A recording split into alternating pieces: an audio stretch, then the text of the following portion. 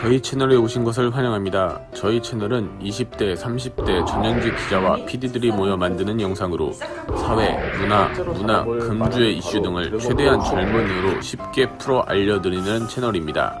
JPB 미디어 지금 시작합니다.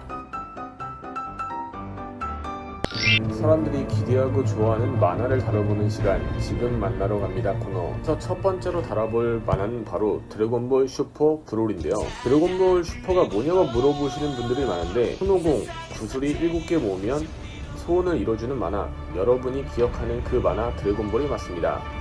이게 외전격인 GT가 아닌 우리가 알고 있는 드래곤볼 Z 이후를 다루는 정식 후속작 슈퍼의 최신 극장판이라고 볼 수 있습니다. 좌우지간 슈퍼 극장판 브로리가 올해 12월 13일 개봉을 앞두고 있는데요. 이번 시간에는 드래곤볼 슈퍼를 기대하지 말아야 될, 그러니까 볼 필요가 없다 라는 이유 두 가지와 기대를 해야 한다는 이유 두 가지를 각각 나눠서 말씀드리겠습니다. 우선 이번 주에는 볼 필요 없다, 보면 오히려 실망한다, 그 의견에 대한 대표적인 이유 두 가지에 대해서 먼저 소개해드리겠습니다. 일단 브롤이라는 이름을 듣고 드래곤볼 팬분들이시라면 브롤이 다 아는데 그 브롤이야? 라고 말씀을 하실 수 있는데, 일단은 맞습니다. 드래곤볼에서 나왔던 그 극장판 브롤이가 이번에 다시 등장하게 됩니다.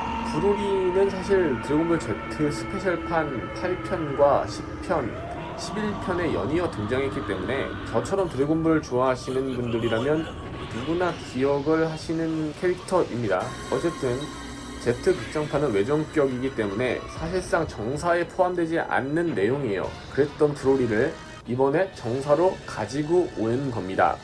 여기서 첫 번째 문제가 발생합니다. 사람들은 이미 브롤이라는 캐릭터를 어느 정도 알고 있고 대부분 스토리 배경에 대해서도 알고 있어요. 특히 드래곤볼이라는 그런 컨텐츠를 좋아하시는 저 같은 분이라면 더 많이 알고 있단 말입니다.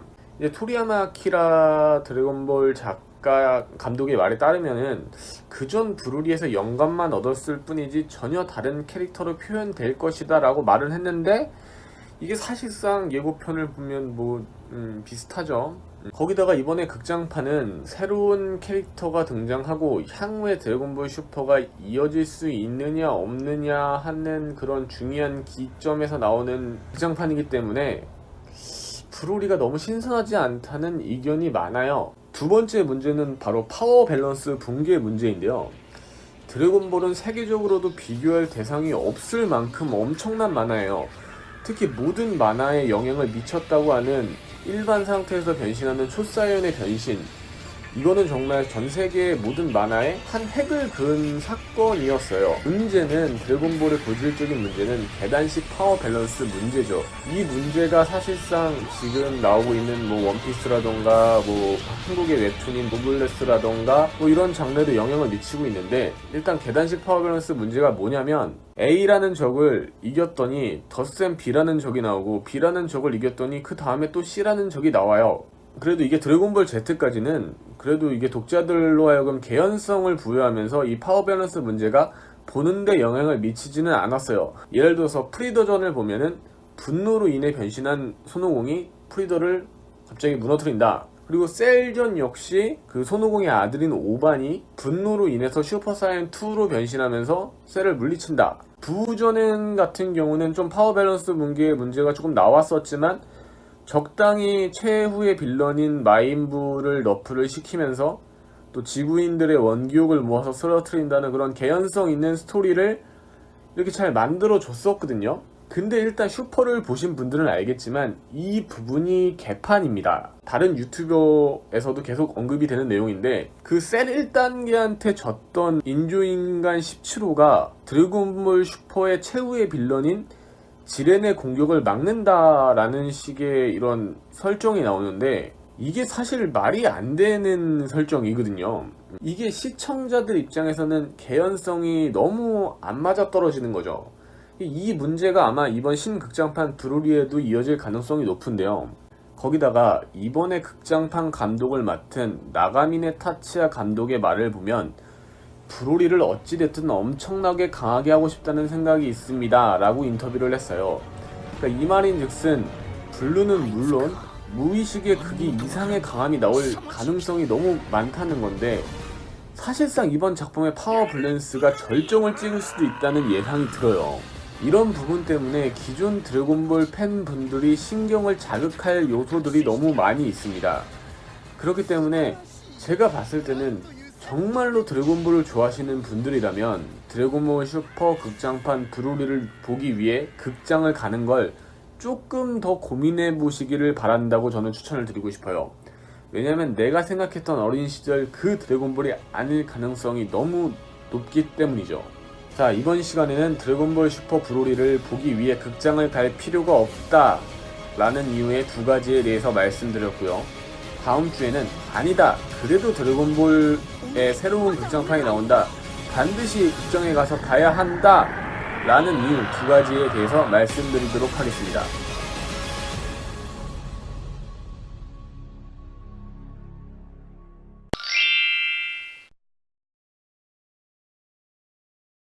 모태솔로들도 짝사랑은 다 있더라고요. 그래서 여러분들의 첫사랑 이야기를 한번 들어보기로 했습니다. 국민 첫사랑 프로젝트 시작합니다.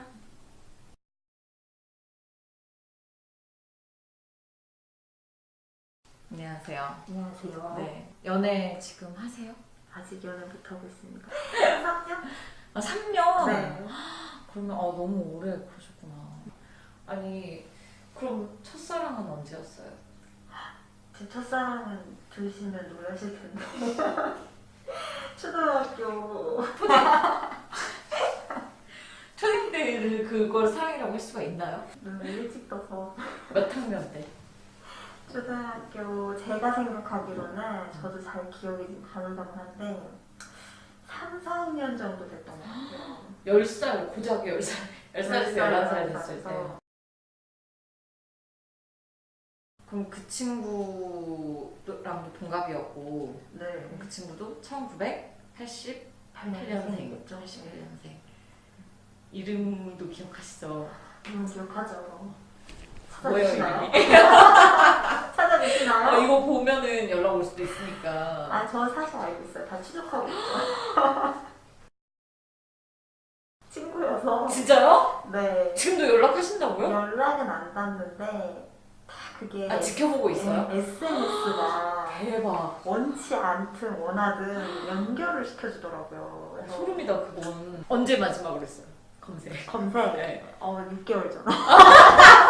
근데 이거는 감정이 담긴 건 아니고 얘 뭐 하고 사나요? 궁금하잖아요. 네, 저는 그래서 아니, 안 하신다 그러더니 얼마 안 됐네요. 6개월 전이면. 안 하는 거는 진짜 한 몇십 년 됐는데 최근에 걔 소식을 듣게 돼서 무슨 소식? 너무 이거는 그냥 동종업계 종사자더라고요. 저 깜짝 놀래가지고 저도. 아니, 그러면 그 친구를 떠올렸을 때 그 친구 아니죠? 제 핸드폰 여기 있어요. 그렇구나.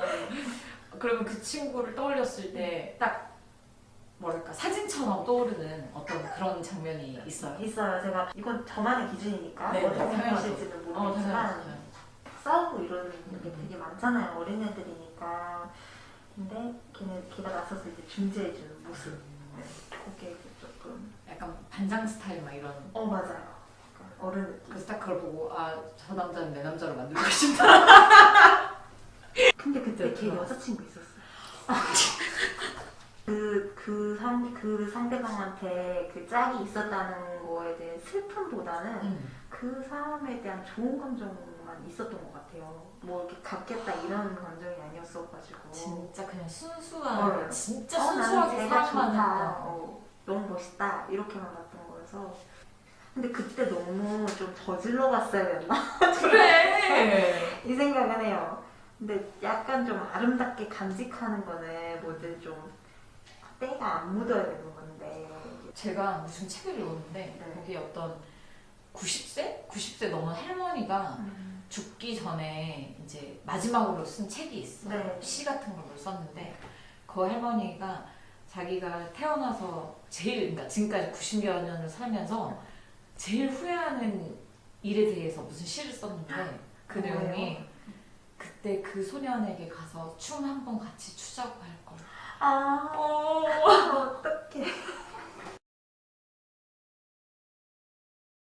또 때가 묻을 수 있어서 다시 돌아가도 똑같은 선택을 내리지 않을까. 그럼 어차피 우리가 못 돌아가고 어차피 그 시간 다시 오지 않으니까. 네.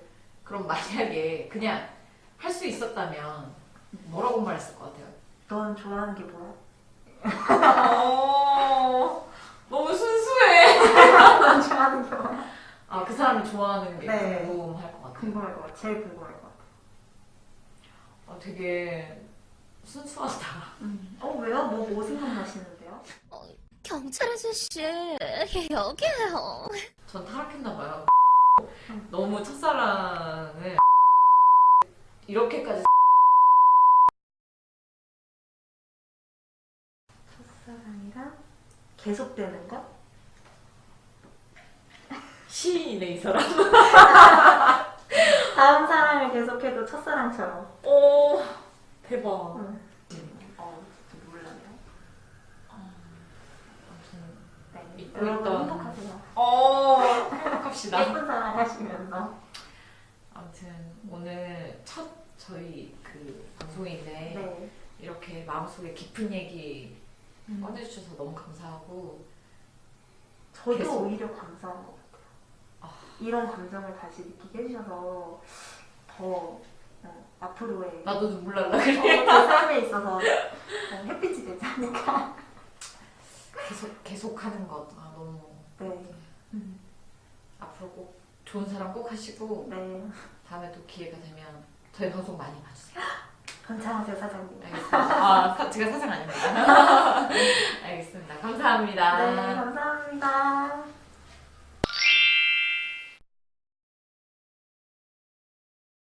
이번 시간은 최근 화제가 되는 내용을 알기 쉽게 풀어주는 코너 이게 왜 논란인가 시간입니다. 이번에 처음으로 다뤄볼 내용은 최저임금 인상입니다. 최저임금과 관련한 많은 이슈가 끊이지 않고 있는데요. 일단 최저임금이 무엇인지에 대해 간단하게 말씀드릴게요. 최저임금이란 국가가 임금의 최저 수준을 정하고 사용자에게 이 수준 이상의 임금을 지급하도록 방지함으로써 저임금 근로자를 보호하는 제도를 말합니다. 2013년 기준으로 1,429조 원이었던 한국의 GDP가 2017년 1,730조 원으로 올랐으니까 당연히 최저임금도 현재처럼 가파르게 오르는 게 맞지 않나 싶을 거예요. 일단 일리가 있는 이야기죠. 자, 최저임금 인상에 따라 소득 수준이 늘어나면 씀씀이가 커지게 되고 그러면 시중에 돈이 들어가니까 국가 경제가 활성화된다. 이 내용이 다는 아니지만 문재인 정부에서 말하는 소득 주도 성장의 기본 개념이라고 볼 수 있습니다. 자, 일단 장점입니다. 최저임금이 인상이 되면 저소득층들이 일단 영위할 수 있는 여유가 조금 생기게 되고 대학생들의 경우 방학 동안 아르바이트를 통해서 등록금을 마련할 수 있는 소지가 지금보다 좀 더 늘어나게 되죠. 그리고 소득 분배가 활성화되고 경제 수준이 올라가기 때문에 복지 정책이라는 의미도 있습니다. 이 때문에 문재인 대통령이 후보 시절 홍준표, 안철수 후보가 내세운 2022년까지 최저임금 1만원 공약보다 2년 빠른 2020년까지 최저임금 1만원을 만들겠다는 공약을 내세운 거죠. 자, 이런 장점이 있는가 하면 단점도 있습니다. 일단은 우리나라 근무 환경을 예로 들어보죠. 일단 공무원은 제외하도록 하겠습니다. 현재 기업에서의 근무는 이론적으로 65세까지 가능하지만 통상적으로 50대부터 정년 퇴임이 이뤄지게 됩니다. 결혼이 늦어지고 출산이 늦어지고 있는 현 시점에서 50대 정년 퇴임을 했다고 하면 퇴직금만으로 사는 것이 거의 불가능하죠. 그러면 선택은 크게 두 가지가 됩니다. 재취업 혹은 창업, 즉 자영업이죠. 이런 환경 때문에 8월 기준 통계청에 따르면 우리나라의 자영업자 수는 568만 명이나 됩니다. 2018년 기준 대한민국 전체 인구수가 5,164만 명이라는 걸 생각하면 엄청난 수치입니다. 여기서 일단 문제가 나옵니다. 이 많은 자영업자들은 대부분 아르바이트를 고용할 때 최저임금에 맞는 임금을 주는데 이게 올해 16.4%, 내년에 10.9% 인상이 확정됐습니다. 당연히 자영업자들에게 피해가 갈 수밖에 없는 상황이고 반발이 나오는 이유입니다. 자, 여기까지가 최저임금과 관련한 이슈에 대해 간단하게 정리한 내용입니다. 이 뒷부분에서는 저의 지극히 개인적인 생각을 다소 격하게 말할 수 있으니 내용만 확인하기 위해 들어오셨던 분들이나 저의 이야기가 듣기 싫으신 분들은 다음번 영상에서 또 찾아뵙길 바랍니다. 그리고 요새 이런 이슈가 있는데 궁금한데 잘 모르겠다 혹은 좀 쉽게 풀어달라 라고 댓글을 남겨주시면 제가 아는 부분은 제가 이렇게 이야기를 하면서 풀어드리고요. 아닌 부분은 전문가를 초빙해서 같이 이야기해보는 시간을 갖겠습니다. 많은 댓글과 구독하기 눌러주세요. 자, 여러분께 한번 물어볼게요. 알고 계신 분들 있을 거 아닙니까? 근데 최저임금이 16.4% 올랐다고 해서 씀씀이가 커졌나요? 편의점에서 킹커피나 라면 하나 먹을 거 임금 올라서 2개 먹습니까? 아니잖아요. 문재인 정부에서 말하는 최저임금 인상이 되고 소득 주도 성장이 이루어져서 모두 잘 사는 사회가 되려면 물가가 고정이 돼야 하는데 근데 물가는 임금이 오른 만큼 오르거나 그와 흡사하게 오르거나 그 이상 올라요. 왜냐? 기업들이 무슨 자선단체도 아니고 기본 개념 자체가 이윤 추구를 위해 만들어진 집단인데 손해를 보면서 팔 수는 없으니까요. 이건 지극히 당연한 시장 경제의 핵심 내용입니다. 네. 그리고 또 한 가지는 최저임금이에요. 최저임금. 위에서도 말했다시피 저임금 근로자를 보호하는 제도입니다. 다시 말하면 이미 취업을 한 상태라면 정말 말도 안 되는 악덕 사업주가 아닌 이상 일반 회사라면 이미 최저임금보다 많이 받고 있어요. 그러니까 결국은 돈을 웬만큼 버는 일반 직장인들의 씀씀이가 커질 리가 없어요. 소득 주도 성장이 제대로 이루어지려면 이들의 임금도 같이 올라야 되는데 지금 최저임금 인상은 저소득층의 돈만 오르게 되는 거예요. 사실상 최저임금 인상에 가장 영향을 받는 건 소상공인들이에요. 근데 이들은 대부분, 일부는 아니겠지만 대부분은 기업들처럼 1년에 영업이익으로 몇억이나 몇백억, 몇천억씩 버는 집단들이 아닙니다. 근데 버는 돈은 똑같은데 주는 것만 늘었으니까 어떻게 할까요? 당연히 알바를 쩌라던가 줄이겠죠. 그리고 무인기상기, 무인기를 도입하겠죠. 그럼 일자리가 줄어들 수밖에 없는 상황이 돼요. 예를 들어서 50대 가장이 편의점을 하는데 아버지가 사업이 어려워서 가게 문을 닫고 20살인 아들이 편의점 아르바이트를 하는데 시급이 올랐어요. 자, 이러면 이게 서민을 위한 정책일까요? 한번 생각해 보십시오. 최근에 소상공인 집회가 광화문에서 계속 열리고 편의점 점주들이 못 살겠다고 언론에 계속 이야기를 하니까 이제서야 정부 차원에서 속도 조절론 이야기가 나오고 있어요. 사실 이 속도 조절론을 인정하는 순간 현재 정부에서 말하는 소득 주도 성장이 제대로 이루어지지 않고 있다는 걸 현재 정부가 스스로 인정하는 꼴이기 때문에 이 부분도 쉽게 해결이 될 것 같지 않아요. 아마 이야기가 길어질 것 같습니다. 요약하면 제가 볼 때 최저임금 인상? 지금 잘못 설정했습니다. 너무 빨라요. 가격 지금 돈이 올라가는 속도가. 3위는 테스트해보는 데가 아니에요. 최대한 리스크가 없는 정책을 펼쳐서 대다수 국민이 조금이라도 살기 좋은 세상을 만들어야 하는 게 정부가 해야 할 일입니다. 사회라는 큰 호수에 넣어본 적도 없는 물고기를 풀어서 어떻게 될지를 본다. 너무 위험한 발상입니다. 개인적으로 최저임금 인상 너무 가파르다고 생각합니다.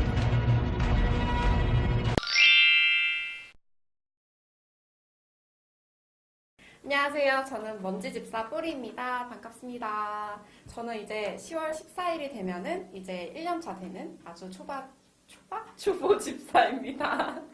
잘 부탁드리겠습니다. 그 졸려. 왜 안 되지?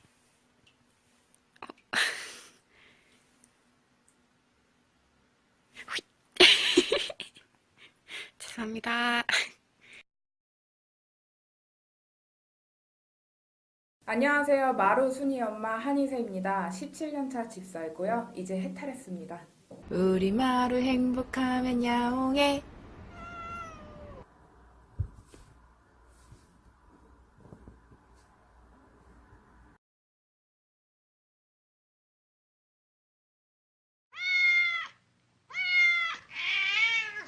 오늘 추루 얘기하려고 모였는데 제가 지금 집에 갖고 있는 거 가지고 온 거거든요. 국민 간식.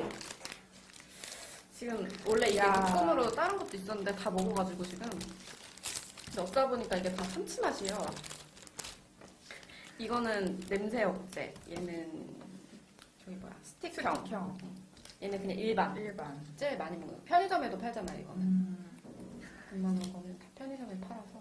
2020년 1월. 지금 스틱 지금 추르를 보면 여기 겉 표지에 이렇게 유통기한이 적혀 있잖아. 네. 그리고 뜯으면 이 안에 스틱에도 맞아 이거 밑에도, 하나씩. 밑에도 이렇게 유통기한이 적혀 있어. 그러면 같이 비교를 해보는 거야. 2020년 1월 2002 위에 같은 제품 같은 유통기한이 맞는지 일단 확인해 보는 게 좋지. 19년 12월 둘 다 맞아요.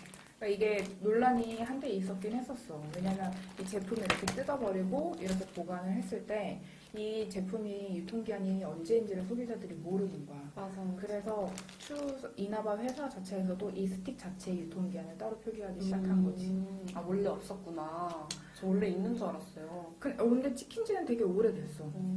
나름대로 약간 고객의 소리를 듣겠다 이런 건가? 어쨌든 먼지 너무 닮았어. 페르시아. 아 먼지 닮았어. 뜬금없지만 근데 이 스틱 잘 먹어? 저는 먼지가 진짜 얘가 다 잘 먹거든요. 웬만한 거. 그래서 이것도 잘 먹고 이것도 잘 먹고 그냥 종류 상관없이 다 잘 먹어. 추르라면. 이게 스틱이 보면은 제형이 이렇잖아. 꾸덕꾸덕 해가지고. 이것도 또 비교해 볼래? 이거는 약간 물 같은? 이렇게 약간 짜면은 그냥 물 같은 이런. 이거는 되게 부드럽지. 이 우리 애들은 이런 거 먹어. 스틱은 안 먹고. 저희 먼지 스틱 먹는 거 여기 영상 있는데.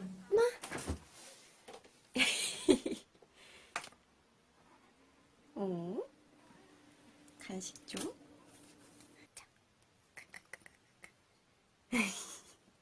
그렇지. 맛있죠? 맛있죠? 집중한 것 봐. 우리 애들은 이렇게 묽은 제형 먹어. 간식 주세요. 간식 주세요.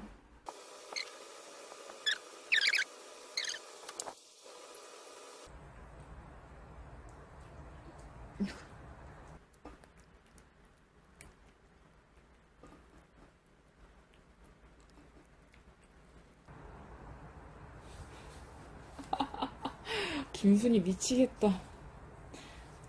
마루야 일로 와. 주말이니까 뺏어 먹겠구나. 싸워. 싸워요? 싸우기보다는 조그마지 않아요, 순이? 순이가 5개월 그리고 마루가 5살.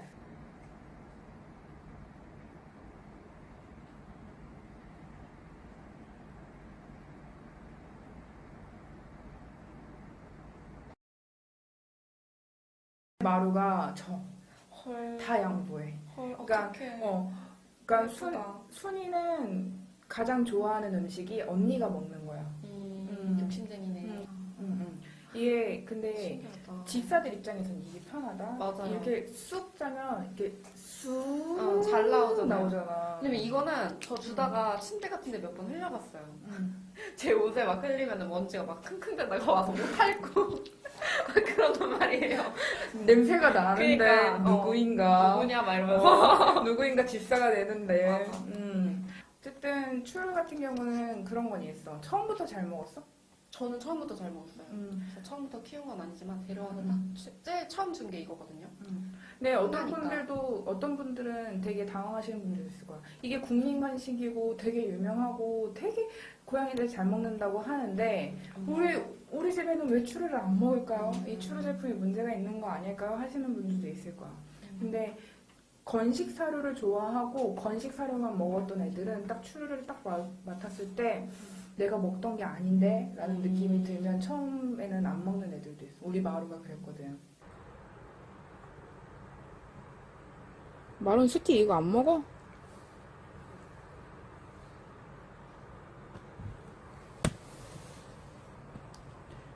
네가 먹을 거야?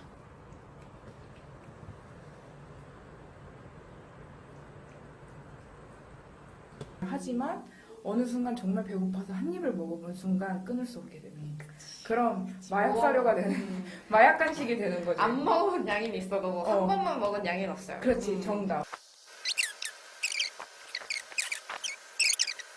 끝났어.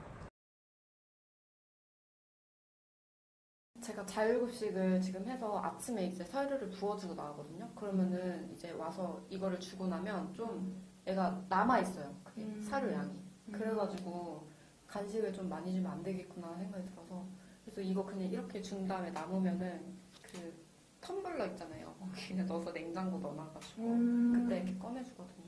맞아. 난 락앤락. 락앤락에다가 해서 주긴 하는데 그거는 진짜 꼼꼼한 집사다. 그게 되게 중요해. 고양이들은 말을 할 수가 없기 때문에 사실 동물병원에 가면 의사들이 제일 첫 번째 물어보는 게 그거야. 당신네 고양이는 어젯밤에 무엇을 먹었습니까? 얼마큼 먹었습니까? 왜냐하면 사실 뭐 혈액순환 질환이 아닌 경우에 다 소화계 질환이 제일 첫 번뿐이거든. 그러면 사람은 내가 어디가 아파요라고 말을 할 수 있는데 동물들은 그걸 못해. 그게 제일 답답하죠. 진짜. 근데 그렇기 때문에 제일 첫 번째가 내가 무엇을 먹었고 그게 어떻게 뭘 먹었고 어느 정도를 먹었고 그걸 알아야지만 진단을 할 수 있는데 고양이들은 말을 못하기 때문에 그걸 집사가 대신 해줘야 된다는 거지. 근데 내 고양이가 하루에 얼만큼 밥그릇에 얼만큼의 양을 규칙적으로 먹고 있는지 안다는 건 되게 중요해. 다행이다. 넘버원이야.